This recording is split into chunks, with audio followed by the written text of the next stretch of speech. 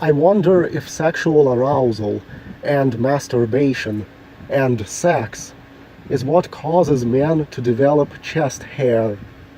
It says in this video that masturbation releases dihydrotestosterone that can cause baldness. Well, that hormone also causes your body hair to grow. Ever wonder how come chest hair doesn't specifically appear at puberty, but instead waits for years to appear after puberty, and then it starts spreading slowly out from a small patch? To me, that denotes the effect of what you see when there is prolonged, continuous exposure to something until a breaking point is reached. The process really does look that way. It's like if you swallow a gram of mercury every day, you might not feel anything wrong for a while, but eventually things will take a bad turn for you as you reach the breaking point. It seems the same with body hair, like how it slowly spreads out, as if it doesn't really want to grow, but there is some sort of repetitive influence on it, where it eventually gives in and starts growing. And this influence is not the same as what you get at puberty, where it seems to trigger hair growth in certain places almost overnight. Well, could this influence be this dihydrotestosterone hormone flooding into your bloodstream over and over and over for years, every time you masturbate, contaminating your body, influencing your chest hair until they can't resist it anymore and turn thick and black? And this dihydrotestosterone is triggered by sex and masturbation. Therefore, the more you masturbate as a man, the more hairy your body is going to be, the more likely you might go bald. Body hair, I guess, is supposed to denote the man's virility.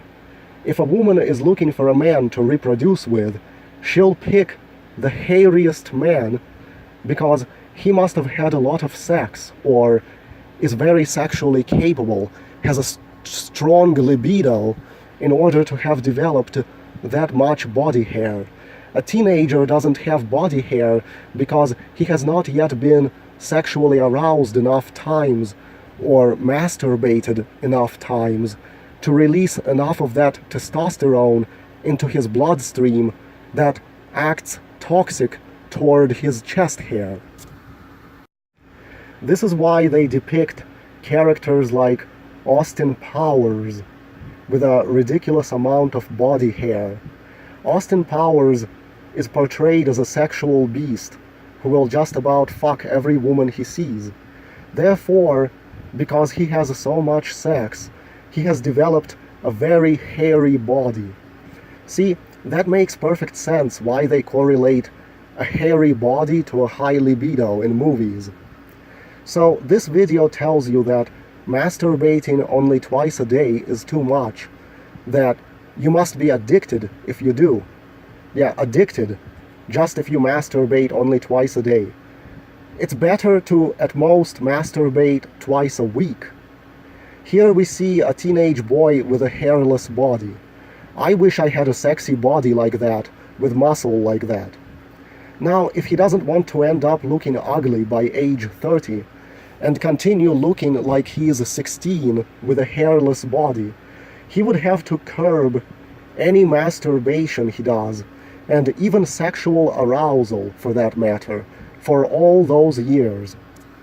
However, there is so much deliberate misinformation out there that this sort of thing that I'm relating here isn't common knowledge.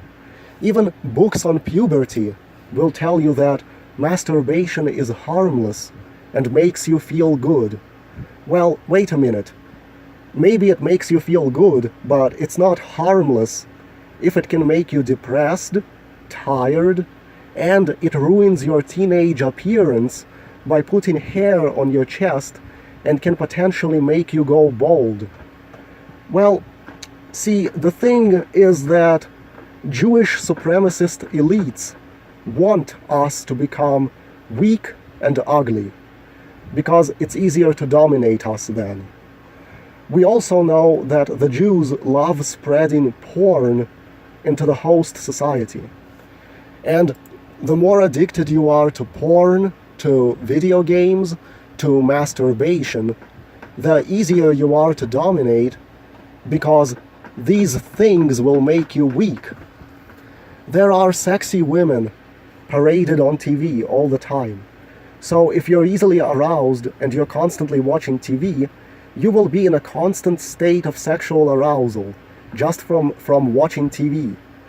The Jews also control the media, so certain things that should be general knowledge in our society are not reported openly and are purposely kept in obscurity. Because otherwise, 20-year-old guys are going to say, well, I'm not going to visit all those porn sites and masturbate 5 times a day because I want to look sexy like a teenage boy with a hairless body. I don't want my appearance ruined. And as you cut down on masturbation or sexual arousal, you'll find out that your facial hair has become softer and easier to shave. Your body hair doesn't grow back as fast.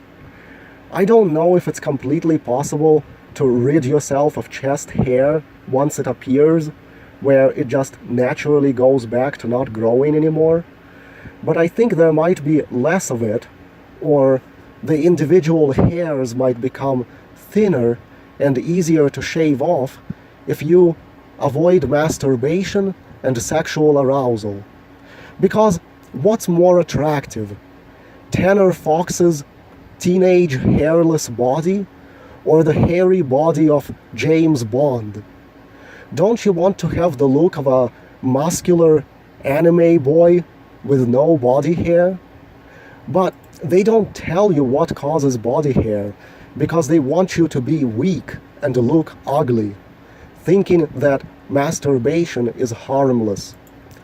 I would suggest people engage in something that I have dubbed a teensexual lifestyle, where you identify as teensexual. We already have LGBTQA and P and XYZ and whatever. But teensexual lifestyle isn't about sex, really. It's more about keeping yourself looking like a teenager into your 40s. This would actually involve drastically reducing masturbation so you don't go bald, otherwise you will not look like a teen.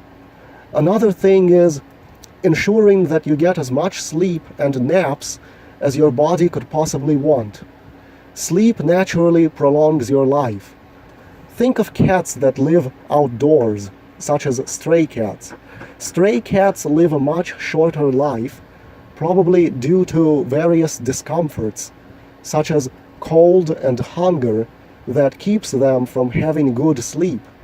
Domesticated cats who stay indoors can sleep all the time whenever they want, and they'll live to be 20 years old, unlike stray cats who live to be about 10. If you're going to college or have a job or have responsibility to raising a family, you will have to chug lots of coffee and forego sleep. In consequence, you will gain weight and look very old, and you won't look like a teen. So you really should abstain from working.